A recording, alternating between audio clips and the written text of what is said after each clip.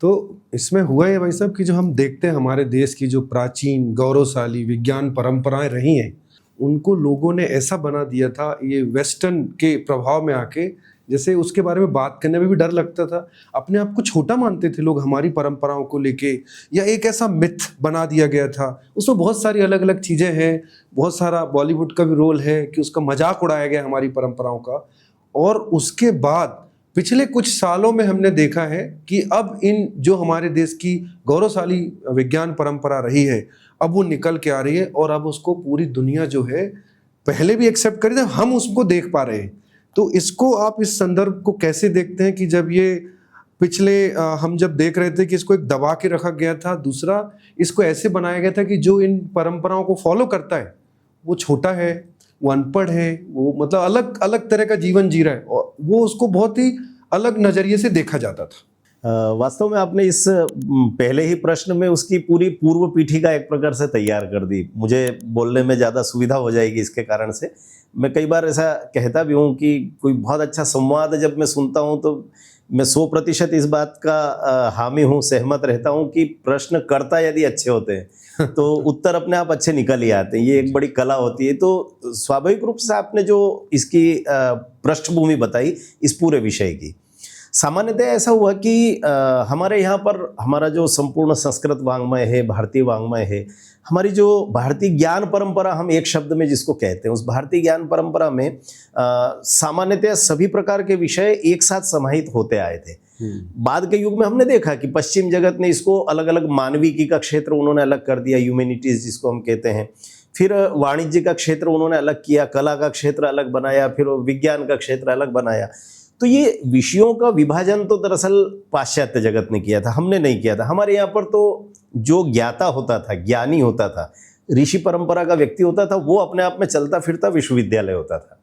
और इसलिए हम जब प्राचीन विज्ञान परंपरा की बात करते हैं तो केवल ऐसा नहीं सोचना चाहिए कि सुश्रुत की बात करेंगे, चरक की बात करेंगे, भास्कराचार्य की बात करेंगे, आर्यभट्ट की बात करेंगे तो विज्ञान की बात होगी। आप जब चाणक्य की बात करेंगे तब भी विज्ञान उसमें आता है।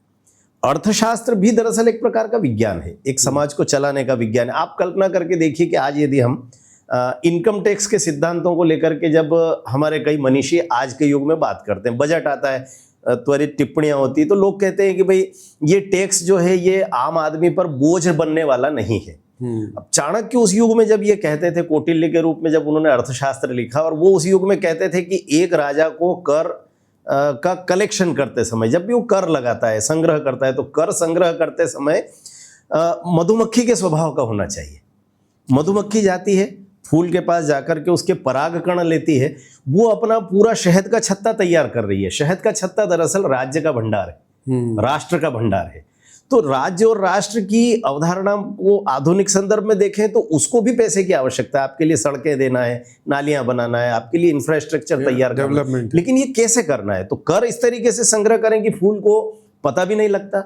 मधुमक्खी जब आती है तो फूल स्वागत करता है। हमारे यहाँ के इनकम टैक्स पेयर क्या इनकम टैक्स ऑफिसर का या किसी राजनेता का इस रूप में स्वागत करते हैं कि आपने हम पर ये टैक्स लगाकर बहुत अच्छा किया?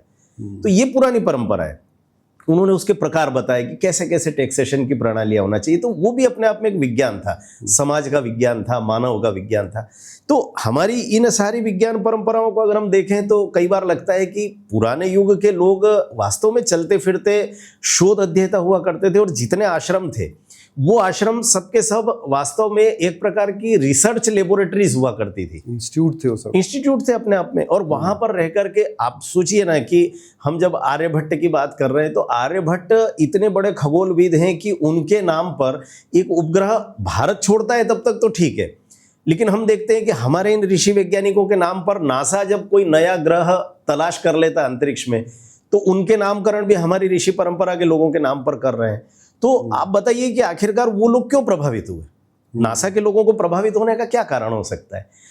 प्रश्न फिर वही आता है जहां से आपने बात प्रारंभ की थी कि हमारी जो नई पीढ़ी है और हमारी पीढ़ी भी, यानी मैं ऐसा सोचता हूं कि 15 अगस्त 1947 के बाद जब अपना देश आजाद हुआ तो स्वतंत्रता के बाद अंग्रेजों के द्वारा दी गई शिक्षा पद्धति के कारण से, और दूसरा एक बड़ा कारण रहा कि स्वतंत्रता के बाद एक वामपंथी विचार हमारे यहाँ पर हावी रहा। क्योंकि मूलतः वो विदेशों से आयातित था। मार्क्स ने एक बार कह दिया कि धर्म अफीम की गोली होती है। इससे नशा आता है। व्यक्ति जो है वो धर्म का पालन करता है, अर्थात वो शराबी की तरह कुछ आगे पीछा नहीं सोचता, बाएं दाएं नहीं सोचता, और इसलिए वो एक प्रकार से अंधा हो जाता है धर्म में। तो अब हम लोगों ने इस बात को मान लिया है कि जो धर्म को मानता है, अध्यात्म को मानता है, वो तो नशेड़ी की तरह व्यवहार करता है। तो एक हेय दृष्टि पैदा की गई हमारे पूरे उस मान्यताओं के बारे में। इसके कारण से स्वतंत्रता के पहले अंग्रेज, स्वतंत्रता के बाद में ये हमारे वामपंथी विचारधारा वाले। ऐसे ही और पॉडकास्ट के हाईलाइट देखना है तो इस चैनल को सब्सक्राइब कीजिए।